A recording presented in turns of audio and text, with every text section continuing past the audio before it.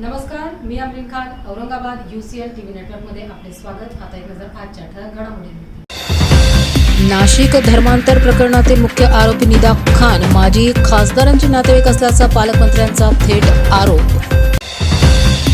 शहरातील कायदा आणि सुव्यवस्थेची स्थिती चिंताजनक, नागरिकांमध्ये भीतीचे वातावरण, परिस्थिती नियंत्रणात आली नाही तर शिवसेना ठाकरे पक्ष उपासणार, आंदोलनाचे हत्यार।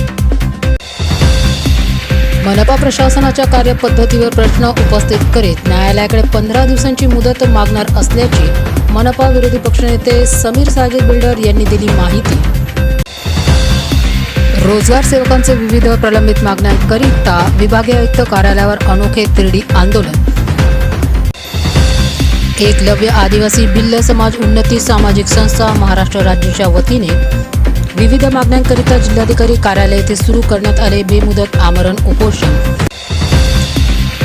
गुन्हे शाखेच्या वतीने ड्रग्ज विरोधी कारवाई करत कैलासनगर परिसरातून 2 आरोपींना अटक करून त्याच परिसरातून आरोपींची काढण्यात आली धिंड। श्री उज्ज्वल ज्योत बहुउद्देशीय संस्था सिंधे वाहिद व उज्ज्वल ज्योत गणेश मंडळ यांच्या संयुक्त विद्यमाने सिंधे वाहिद भव्य रक्तदान शिबिराचे आयोजन।